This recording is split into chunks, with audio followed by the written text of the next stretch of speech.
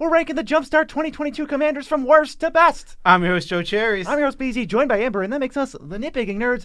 Patreon.com is probably the best way to support the channel, because like you know, this is the channel without patrons.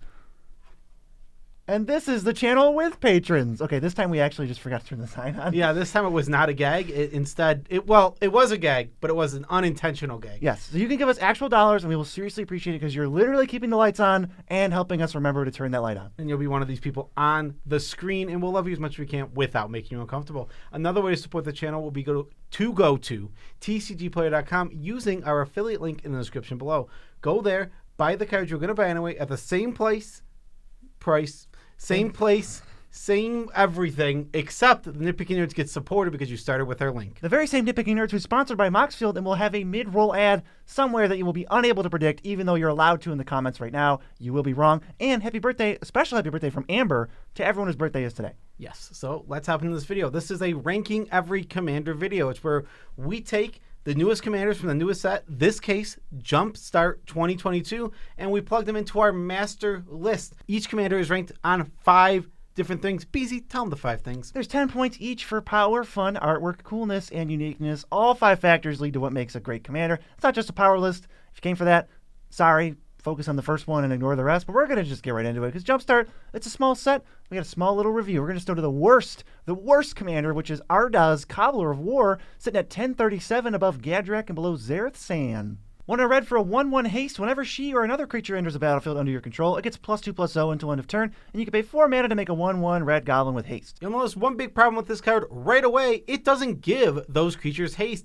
meaning they come down, get a buff, and if they don't already have haste or you can't give them haste, they just get a wasted buff that goes to nothing. Yeah, I mean, obviously this deck's going to be full of ways to do that, but it still only seems like a 2 for power. As far as fun goes, this seems so straightforward and like uninteresting to me, so it feels like right in the center. I'm not complaining to play against it, but if I'm playing it, how much fun could I have? Yeah, exactly. It just doesn't do anything specifically good or well. It's just this haste tribal deck you want to play.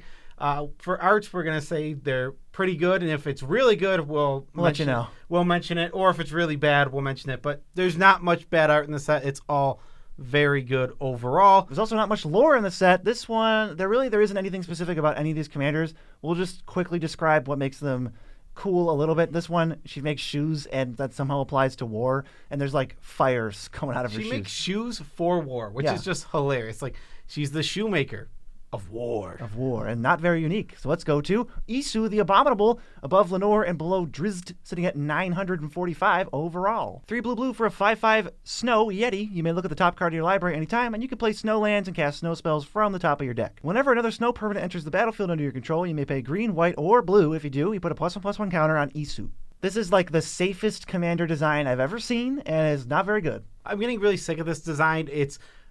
You can look at the top card of your library. You can play X type of card from the top of your library. It is so frustrating. It is overused. It is overdone. We have a lot of commanders like this, and it's getting very old. This one's weak. Snow cards are not very strong. Yeah, and that +1 counter thing, it's kind of like, oh, your snow basics can enter tapped and then put a counter on this. It just doesn't seem that great to me. Seems kind of fun. I like the idea of a snow deck. Our friend, shout out to Ryan, has a snow deck, and it's awesome. Yeah, the problem with this snow deck in particular is that what is Isu actually doing for you? Like, our friend's snow deck is Jorn, and Jorn is strong. It untaps all your snow permanents. It's like a time walk. Yeah, exactly. It's an extremely strong card. This doesn't do anything. This doesn't even care if you have one other snow permanent in play. Exactly. It literally is just going to go, okay, here I go. I get really big, and I have no evasion, so...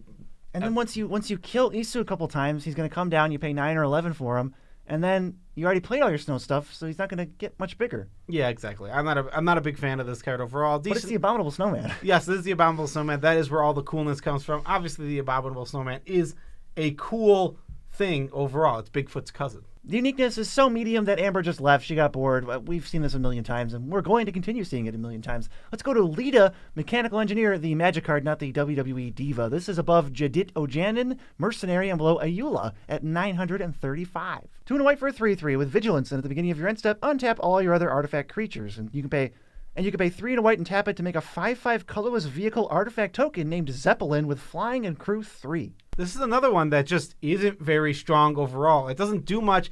I do think it's extremely cool that she makes Zeppelins, but that's all she does. Like, she doesn't have any lore outside of that, so it turns into this, like, It's cool that she makes Zeppelins, but she's just some robot lady. Who does she know? What does she do? Did she ever win the championship title? I don't know. She only has a 7 for fun, not a fun for 7. I just think this is like fine. You can have a lot of fun with this, but the vehicles are like kind of hard to crew. Crew 3 is pretty brutal when you're already paying 4 mana to make it, but they're going to be resilient to board wipes. Overall, this just seems like a rock solid medium card. I could see this being a fun deck. Yeah, exactly. And it is a female robot without breasts. No badonkers on this one. Yeah, robots don't need badonkers. They're robots, but this seems to be a female one. Thank you, Wizards, for not being Transformers. Let's move on to Zask, skittering Swarmlord at 867. He's above Herald and below Vela the Nightclad. 3 green for a 5/5 insect. You may play lands and cast insect spells from your graveyard. Whenever an insect you control dies, you mill 2 and then put it on the bottom. You can pay 1 and a Golgari hybrid to give an insect +1/+0 and Death Touch until end of turn. Gave this card a 3 out of 10 for power. Normally we were going to give it a 1 out of 10, but they kind of like buried the fact that you could just play lands from your graveyard and not care about insects. It's just like buried on the card, but it's actually just like a legendary ramming up excavator. Yeah, exactly. It is exactly that. That's the only powerful part because insects are extremely weak as a tribe. Now, this is a card that could get more powerful over the years. 10 for fun. Insects are awesome. We get to play Grist from our graveyard. That's a really cool one. You really should just be playing Grist in your command zone, but we can't knock Zask for that. Yeah, it's not Zask's fault. Zask is out here trying his best.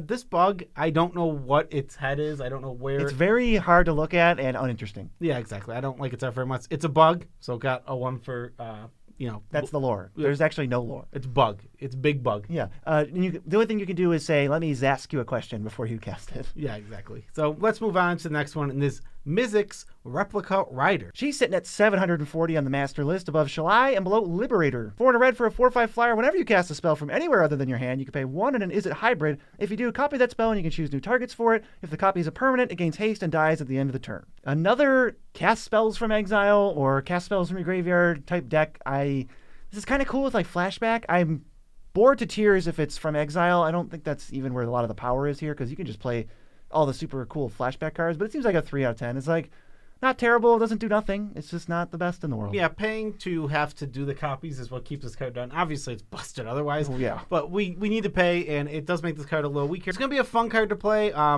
Overall, it's going to be just a spell slinger type deck, I imagine, because the permanents, though you can copy them, they get haste and they exile, so it's not that strong. I like that she's riding a Niv Mizzet. We know a little bit about Mizzet. She's like this political figure who's trying to like rise in the ranks, and she's apparently gotten there partially by accident. Classic goblin, nothing other to say. So let's go to Alondra, the Sky Dreamer, who is above Anrakir and below Felden of the Third Path at 657. 2 blue for a 2/4 Merfolk Wizard. Whenever you draw your second card each turn, you get a 2/2 blue Drake with flying. And whenever you draw your fifth card each turn, she and your Drakes get +X, where X is your hand size. Unlike Talrand, she actually encourages you to end the game and not counter all the spells. So there's definitely way more fun to be had because you get to make the Drakes, but not in a disgusting amount, and then overrun later. Yeah, exactly. You can only ever make 1 per turn. Yeah. But you get to play all the cool instants that draw 2. You get to play, the Glyph card that can cycle, but you're actually just going to use it to draw 2. You can play Stern Lesson. You can play Mystic Confluence. Glimpse of Nature. What's the Jumpstart one that you like? Glimpse of Nature? Isn't that when you cast a creature spell, you draw a card? In my Glimpse of Nature, of course, I might Glimpse of the one that makes energy. Glimmer of Genius. Yep, that's what I meant. Yeah, play the instants that draw cards. It's a cool deck. I think she might be Talrand's wife. That's what I'm going to say is true until that is proven to not be true. The art is really good. I love the whole vibe she's putting out. They're literally the same. In the art, they're definitely the same exact Drakes. And they're in the same location, too. They're like by the sea. I don't know if that's... There's a lot of seas. No, I know that rock. Oh, you recognize that sea? That's Talrand Rock. Yeah, that's where Talrand usually stands? Yeah. Maybe it's Talrand's daughter. Hope not. Why? Because I've already shipped them. Oh, okay. Well, that's unfortunate. Let's move on, PC. What's the next one? It's Runati, Behemoth Caller, sitting at 625 above Sandwell and below Trazen, the Infinite. 2 and a green for a 1/3. Whenever you cast a creature spell with mana value 5 or greater, that creature enters the battlefield with X additional +1/+1 counters on it, where X is its mana value -4. Creatures you control with 3 or more +1/+1 counters on them have haste, and it taps for a green for no reason. Well, I'm assuming that's to ramp you to 5 on turn 4, but other than that, this seems like pretty good. Mono green, big fatties, never seen that before. That's why the uniqueness is not the greatest. I like that it does give haste, though. That's pretty cool. Yeah, exactly. So when you cast something that costs 8 or more mana, it's going to give that thing haste, and it's going to be big, scary, and just beating in. Is Galta a 2020? Yes, it is, BZ. So that's large. It's quite large, and also in a Galta deck, you can put this in your Galta inside your Galta deck. Oh no, that's lethal almost. It's always pretty much a lethal swing. That's so sweet. So yeah, other than that, we got solid fun. There's a lot to do. I don't really hate any part of this. Runati has no lore at all. There's just some big cloud monster behind him, and there's like a throne, and they're a cat. It all adds up to, hey, you know what? Middle of the pack. I do really like the art a lot. I love the look of the big cloud monster. That's clearly. Why is it a cloud? I don't know why it's a cloud, but to be fair, it can summon any big giant monster. It can be a cloud monster. Why not? Elemental. We're going to go on to Kinesos, Priest of Thassa, sitting at 598 above Perry and below Benny. 1 and a blue for a 1/3. If you would scry a number of cards, you scry that many plus 1 instead, and you can pay 3 in a Simic hybrid. To look at the top card of your library, if it's a Kraken, Leviathan, Octopus, or Serpent, you can put it on the battlefield. Otherwise, you can put it on the bottom. It's another Kraken, Leviathan deck. I feel like we already had a commander for this, but I can't even tell you who it was. I think this is the first one in green-blue specifically. Definitely. I don't even know what that gives you. There's AC. probably a... Okay, it gives you AC, and there's probably a green Serpent running around. Coma. Well, okay. Now we're talking. Paying 4 to do this is pretty powerful. It's just not fast. It's like the slowest because you got to play it, then set up your top card. Then you got to cheat a thing into play. And by then you spent 6 mana to cheat probably like a 6, 7, or 8 drop. You're not even like getting away with anything. But once you start spamming it, that's when it gets out of control. Yeah, and also the thing about that is you got to set this up. You can't play. There's not a ton of really good Octopus, Leviathan, Kraken. There's not a lot of good ones of those, so you have to play less than you want to in your deck, and you have to take advantage of that scry part, so you have to cast other spells to get there. This is an interesting card, really unique. There's no other card, I think, in Magic that says when you would scry that much plus 1. That's a really cool effect. It's pretty cool. Now, I'm actually questioning this 10 we gave it for fun, because this Kraken deck is awesome, but this is just going to be the Worldly Tutor Coma deck, now that I think about it, and I hate that. I mean, if they build it that way, sure, but shame on you. You're gonna play Worldly Tutor in your deck, but I don't think you're always. That card is kind of like that is not a very fun card. Yeah, exactly. But this is a pretty fun deck. I mean, you're also going to get big giant serpents. I mean, also you don't have to get Coma. I'm just saying. You're going to. Don't fool yourself. You might. This art is also really good, and also the lore. They work for Thassa. Cool. Can we get some other priests? What does anyone working for Erebos do? All I know is that we have Thassa's Oracle and Thassa's Priest and all these people that work about Thassa. Thassa. I mean, you could even build like a Thassa deck. How would you even go about doing that? I would do it on Moxfield.com, the best deck building website in the entire universe. Seriously. It has so many features. You don't even know about half the features, and you've been using it this whole time. Can't even count the features, like the fact that you can organize by price, or the fact that you can update all the cards to the cheapest version at the same time, or the fact that you can check your history and see what you've added and cut to the deck, or the fact that you can playtest your deck, or the fact that you can see how many lands you're going to draw on average in your opening hands. Oh, that was too many already. Did you know that you can comment on decks of creators, or anybody actually, but you can comment on the Nitpicking Nerds deck and tell them, hey, why does this deck only have 99 cards? A real complaint I got today. But it was because I forgot to put Wayfarer's Bauble in. Sorry, Wayfarer's Bauble. We mean you no harm. But we don't mean harm to Ash Coat of the Shadow Swarm. Amazing segue. She's above Growllock and below Safara at 540. 3 to black for a 3/4. Whenever it attacks or blocks, other rats you control get +X/+X, where X is your rat count. At the beginning of your end step, you can mill 4 cards and return up to 2 rat creature cards from your graveyard to your hand. So as far as rat cards go, this card's really good because it basically draws 2 cards every turn and then just like coat of arms your rats. So it's probably the new best rat commander for like Relentless Rats and Rat Colony. But let's be real, in the grand scheme of Commander, that's a 3 out of 10. Yeah, rats are pretty weak overall. Now, again, this is one that if rats get better and stronger, it really has high potential because its effect is really good. It basically reads in such a way that's like, all right, it's over 1 for rats, and also you draw 2 rats almost every single turn. Or, I mean, minimum, you're drawing 1. Like, what are the odds there's not a rat in your graveyard after milling 4 cards in your rat deck? Pretty low. So, yeah, this seems like maximum fun. I don't even think there's not, unlike the Worldly Tutor thing, there's not even a chance for this to lose fun points. I can't be mad at anybody for playing this. What if they demonic tutor for a rat? Yeah, see, that doesn't really bother me. No, I know what they're going to do. You know what they're going to do because it's a rat deck? They're going to go get Throwing Stone. Yeah. Okay, don't do that. There's always a lame card in every tribal deck. Art is great. I love whatever's going on right now. I also like the name Ashcoat. Ashcoat is a really cool name. That's where all the cool points. Also, the kind of cool magic. They have like a rat in their hand. I think they're like polymorphing it to make it bigger. They're tutoring for Thrumming Stone. That's probably it. They're probably tutoring for Thrumming Stone. This card is fairly unique. I like the milling at the end of the turn and putting 2 of them in your hand is like the extremely unique way of like getting Finding rats them. back. Yeah, exactly. I really like that about the card. And that's Overrun on a rat. I mean, in black, Overrun has a unique effect. Coat of arms. Let's say let's go to the next tribal commander. It's Kibo Uktabi Prince. There's a big jump here. He's all the way up at 389 above Hazazon Shaper of Sand and below Octavia. 2 and a green for a 2/2 Monkey Noble. Tap. Each player creates a banana that sacks for green or red and gains 2 life. Whenever an artifact an opponent controls is put into their graveyard, you get a counter on all your apes and monkeys. And when he attacks, defending player sacrifices an artifact. This is a really weird triad of abilities because he wants to tap and he wants to attack. Those aren't working. The main issue with this card here for power is, like you said, there's that part where it's like it's at odds with itself. But monkeys are really bad. Apes are really bad. They're not good. And there's almost none that are even like remotely playable in Commander. Kogla's okay. Kogla's not even that great. Kogla's okay. Ragavan's okay. Yeah. And it's just like you end up in this weird spot where it's like, well, the tribe I'm building toward kind of stinks.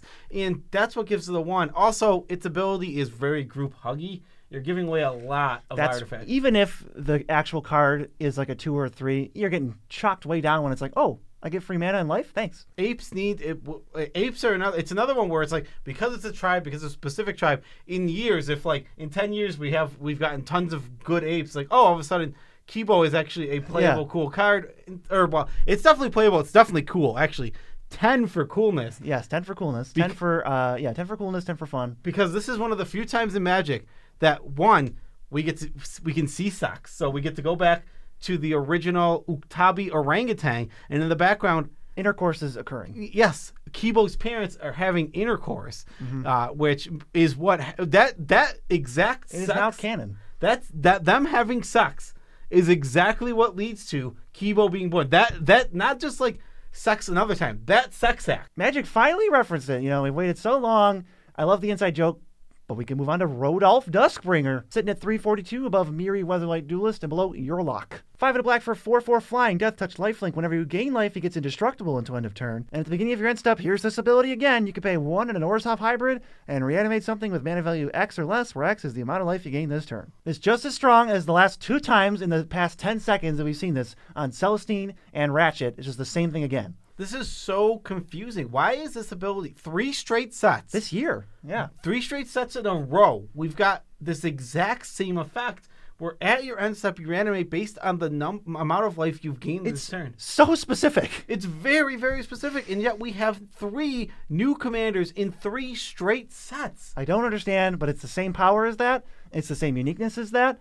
It's probably the same fun as that. The only thing that Rodolph brings to the table is he's black, so you get 2 colors, and he's also can be indestructible, so you're kind of like threatening that at any time. Yeah, that's very, very true. So any instant speed way to gain life is just going to be able to do that. Like if you're holding up Benevolent Offering, you're also holding up Indestructible for your commander. 6, it has no lore, but it gets coolness points because it is a Vampire Angel. Never seen that before. That is a awesome combination of types. Super cool. And you want to talk about awesome types? Let's talk about Rabbit Wizard, which is Preston the Vanisher, sitting at 223 above Ashnod the Uncaring and below Krenko Mob Boss. 3 and a white for a 2/5 Rabbit Wizard. Whenever another non-token creature enters the battlefield under your control, if it wasn't cast, you create a copy of it, but it's a 0/1 white illusion. You can pay 1 and a white and sacrifice 5 illusions to exile target non-land permanent. So this is just like a complete home run. It's pretty good. Actually, this commander has multiple infinite combos with like Felidar Guardian and some kind of angel from Kaladesh that just make infinite illusions, and then if you can gain life or sacrifice creatures, you just win the game. But aside from that power, this is like the coolest flavor card. He makes creatures disappear. He's got Presto in his name, and he's a rabbit with a hat. I mean, come on. Because rabbits traditionally in Magic get pulled out of hats. He's making illusions come out of hats. Too strong of an idea. It's a very awesome flavor card, and this is like one of those really home run ones because this tells a little story without this character having any actual lore. And for that, he gets solid points. And it gets a 10 out of 10 for art. Seriously, this art looks amazing, tells a story. It's everything you want in a piece of art. We're getting up to some of the best ones in the set. Let's go to Anti-Blight Bad Influence. She ranks in at 178. That's pretty high. Above Gyruda, below Lysa, Forgotten Archangel. 2 and a red for a 2/2 flyer. Whenever a source you control deals damage to you, Put that many +1/+1 counters on Anti-Blight, and you can pay 1 in a red and tap it to remove X counters from her and deal X damage to any target. So you want to deal damage to your face, your own face. That's not very strong overall thing to do, but look at those middle numbers. Look at those middle numbers. It's a pretty unique card overall. It's one of the few cards in Magic that execute not to lose life, but to deal damage to yourself. Actively hurt yourself. Yeah, which is a completely different thing. She is a 10 out of 10 for coolness. Again, the card tells the whole story. This is literally the devil on your shoulder telling you to do stupid things. And then she actually pays you off for it. But it's kind of selfish because, like, when you're an idiot, she gets better. She profits. Yeah, exactly. It is so awesome. It's 10 out of 10 art. I love the way she's literally sitting on the shoulder and, like, hit yourself. Very cartoony look. She got like lipstick on. I really love the art. She's holding tea. Yeah, and this is gonna be a fun deck. It's gonna be the deal damage to yourself deck, and you're probably gonna go for a commander damage kill. That's what I'd be trying for with this deck. Well, I was thinking you just nuke somebody. You like when you start doubling damage, where you're like, I'll deal 6 to myself, but it's actually 12, and then she gets that many counters, and it's like, well, I'll deal 12 to you, but it's actually 24. Or something like that. Yeah, that's also fair. That's also a way to go with it. So as much as I love Anti-Blight, there's actually a commander above this. This is the best commander from the set, and it is BZ Agrascos, Eternal Soldier. Coming in above Shieldred the Apocalypse and below AO, sitting at 161. 3 and a white for a 3/4 Vigilance. Whenever he becomes the target of an ability that targets only it, you may pay 1 in a Boros Hybrid. If you do, copy that ability for each other creature you control that ability could target. Each copy targets a different one of those creatures. So we had to reread this because it says only abilities get copied over everything. So it's not exactly like Zada, but that's still pretty sweet. There's some good abilities out there. Yeah, there's a lot of really, really cool ones. They really want you to play Planeswalkers that have like pluses to put stuff on it, like a Johnny. Yeah, it gives double strike and flying. There's also the Elspeth that gives +3/+3 in flying. Yeah, there's the one that gives like ability counters too. There's some sweet stuff, and there's just some game enders like you can give all your creatures haste and indestructible, and like Rihanna, you just, I cast a few spells, so here's 5 copies of all my creatures. Yeah, I think this whole deck is going to be a go-wide deck. So you make a ton of things, and then you use these silly, like, one-off Planeswalker pluses. There's one of the funniest things I've ever seen is Brash Taunter. Yes, you have all your creatures fight Brash Taunter, and then there's, like, the new keyword ability granter from Brothers War that puts 4 counters on it, and all the ability keywords, too. Yeah, it's flying, lifelink, vigilance, something else. And you get all of that on all your creatures. Super sweet. This card is extremely, extremely fun. I think it lacks a little bit because it's not quite strong enough, and it's a little tough to execute. You really have to. It really takes a while and a lot of like gear train to get going. But when you get there, it's gonna be so fun. Yeah, I like that you can protect him early with things like the Selfless Savior and maybe like Ulceate of such and such, where it's like, if he's gonna die, I'll just protect him. And I would have copied that later, but we'll just use it now so he doesn't die and I can actually get the ability off. There's nothing to say that's bad about this card. The art's good. The lore is amazing because he has single-handedly saved Ravnica twice, and he was a grumpy old about to retire police person, and he saves the whole plane, and then he dies, and then saves the whole plane again as a ghost, and now he's still saving the plane. I think he works for the Azorius right now. Do you think he was? So he worked for the Azorius. Do you think he was there during the whole Bolas thing? He was asleep. A part of War of the Spark? Do you think he was the one who actually secretly stopped Bolas? I think he was asleep. No, I think he secretly stopped Bolas. Maybe he did. Actually, you know what he did? Mishra and Urza found the Power Stones. Okay, what happened though? And this is how he died.